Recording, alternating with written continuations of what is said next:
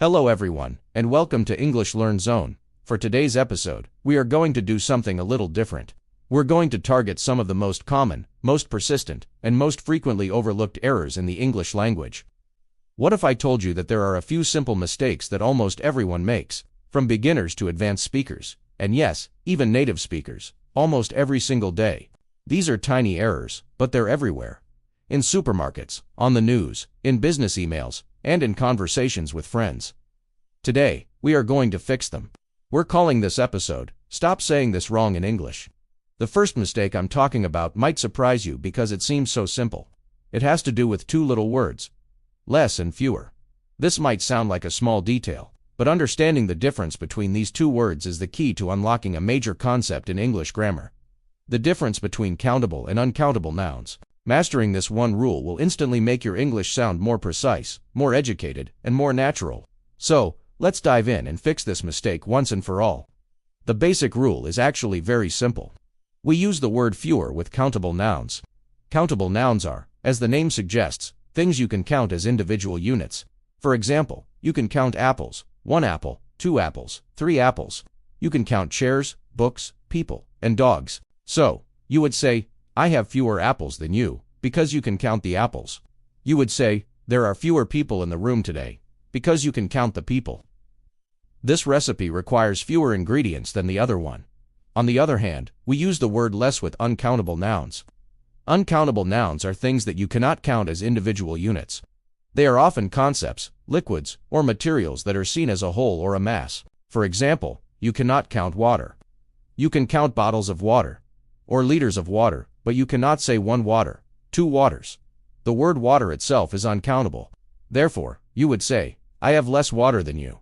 You cannot count time, but you can count hours or minutes. So you would say, I have less time to finish my work. You cannot count money, but you can count dollars or coins. So you would say I have less money in my account this month. This is the fundamental rule. Fewer for things you can count, less for things you can't. So why does everyone, including native speakers, get this wrong? The most famous example of this mistake is found in supermarkets all over the world. You have probably seen the sign at the express checkout lane that says, 10 items or less. Technically, since you can count items, the sign should say, 10 items or fewer. This mistake is so common that it has become accepted in casual, spoken English. However, in formal writing, and for anyone who wants to speak English with precision, the rule still stands. Let's practice with a few examples. Should you say fewer cars? Or less cars? You can count cars, so the correct answer is fewer cars. What about fewer traffic? Or less traffic? You cannot count traffic as a singular thing, so the correct answer is less traffic. What about fewer sugar? Or less sugar? You cannot count sugar itself, only cubes or spoons of it, so the correct answer is less sugar.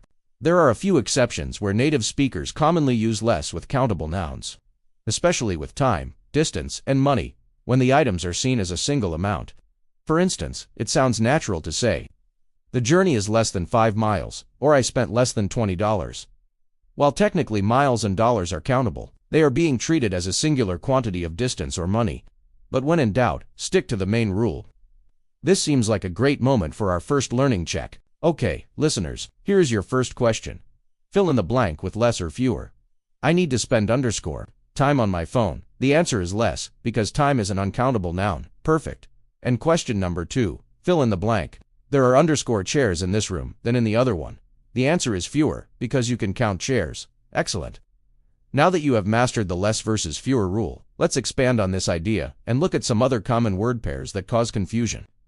Think of this as leveling up your English precision. Let's start with two words that look and sound very similar but have completely different meanings. Affect and effect. The basic difference is this. Affect is almost always a verb, and effect is almost always a noun. The verb affect means to influence, or to produce a change in something. For example, the weather will affect our plans for the picnic. Here, affect is the action word. The weather is doing the influencing. The noun effect means the result or the consequence of an action. For example, the effect of the rain was that the picnic was cancelled. Here, effect is the thing, the result. A simple way to remember this is with the acronym RAVEN. Remember, affect is a verb, effect is a noun. Let's try another example. Lack of sleep can affect your performance at work. Verb, it influences your performance. The effect of a good night's sleep is feeling more energetic. Noun, the result. Now, to make things a little more complicated, there are rare exceptions. Effect can sometimes be used as a verb, meaning to bring about a change.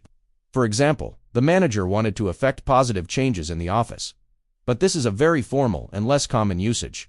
For most situations, just remember. Raven. Our next tricky pair is then versus then. This is a spelling error that even many native speakers make, but the meanings are completely different. Then is all about time or sequence. It answers the question, when. For example, first, I will go to the gym, and then I will go to work. It shows the order of events. Then is used for comparisons. It is used to compare to things. For example, she is taller than her brother. Or, I would rather have coffee than tea. A simple test is to ask yourself if you are talking about time or a comparison. If it's time, use then. If it's a comparison, use then. Let's move on to two possessive pronouns that are a constant source of confusion. It's versus it's. The rule is very simple. It's with an apostrophe is always a contraction. It is a short form of it is, or it has. For example, it's a beautiful day means it is a beautiful day, or it's been a long time means it has been a long time. It's without an apostrophe is the possessive form. It shows ownership. For example, the dog wagged its tail. The tail belongs to the dog. The easy way to check if you are using the right word is to try replacing it with it is. If the sentence still makes sense, you should use its. For example, in the dog wagged, it is tail. The sentence makes no sense. So you know you need the possessive form, its. Exactly the same logic applies to our next pair. Your versus your word soar with an apostrophe is a contraction of you are. For example, you're doing a great job means you are doing a great job. You're without an apostrophe is the possessive form. It shows that something belongs to you. For example, is this your coat? The test is the same. If you can replace the word with you are, and the sentence makes sense, use your s. Has been a lot of grammatical detail. It seems like a perfect time for our next learning check. Okay, listeners, here is question number 3. Choose the correct word. The movie had a strange effect on me. The correct word is effect, because it is a noun, the result of the movie. Excellent. In question number 4. Choose the correct word. The cat is washing its paws. The correct word is its. The possessive form, because the paws belong to the cat. Perfect. Now, let's move from choosing the right word to choosing better words.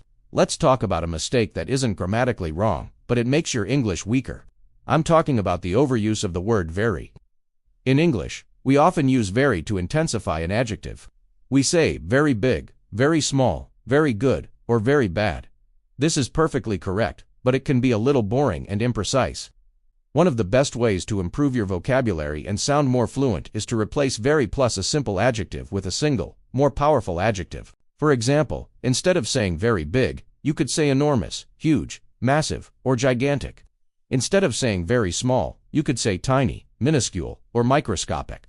Instead of very good, you could say excellent, fantastic, wonderful, superb, or outstanding. And instead of very bad, you could say terrible, awful, horrible, or atrocious.